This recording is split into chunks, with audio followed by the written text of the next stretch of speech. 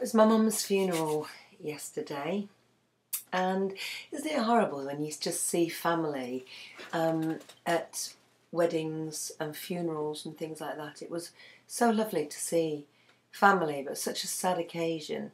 But my mum's coffin was beautiful. I hate wooden coffins and I hate burials. I am a cremation girl, freeing the spirit, making it safe, the body. I could not put any of my children into a box, into the ground. And it was quite horrifying for me to see my mum lowered into a huge hole in the ground. But the ceremony was in it's a beautiful churchyard. It's a tiny little chapel that held about 30 people. And there was about just very close family, 20, 25. My mum didn't want any other people other than close family. She was a very private person. She was a real lady in lots of ways. So are her sisters. And one of them, who was 90 years old, came. And, you know, my cousins, who I haven't seen for years. But it's very poignant, isn't it? Because families should be celebrated. And, you know, it's such a shame that you can only come together sometimes on these events. I think perhaps it's a lesson to us all to make more effort, to be in each other's company, celebrating life rather than celebrating death sometimes. It was very bittersweet, very bittersweet indeed, but there were still some happy moments. The vicar who did the service was called Dick. That's what he wanted to be called, Dick. And he was a very, very funny guy, but he did the perfect service for my mum.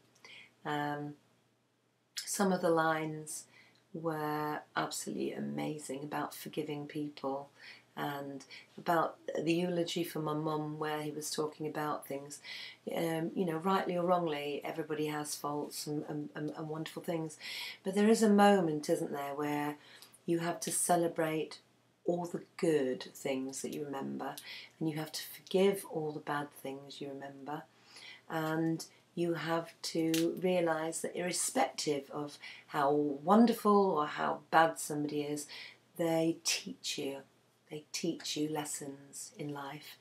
And I would like to say thank you to my mum for teaching me so many things that I didn't realise she taught me, even in all the moments that I didn't feel were how a mum should be, or what I would have loved her to have been. You know, all those moments that you have as children, and teenagers especially, and young people. You have this idealised view of how your parents should be and what you should have from them.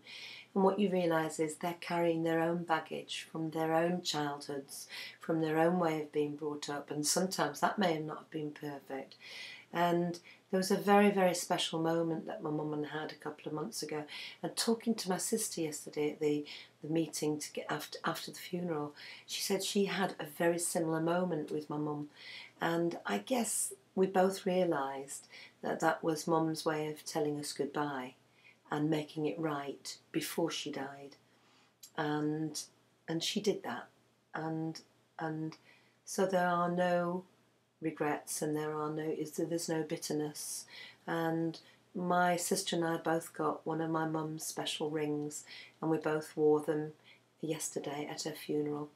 And just, you know, a difficult day, yes, but a day of celebration of someone's life and who they were, good and bad. And that balances it all out, isn't it? You can't all be good. Can't all be bad. There is good in bad people, and there is bad in good people, and it's a question of live your life the best way you can and keep trying. No matter how old you get, keep trying. That's all you can do. You're not going to be perfect. You just keep trying, and that makes it good. That makes it good.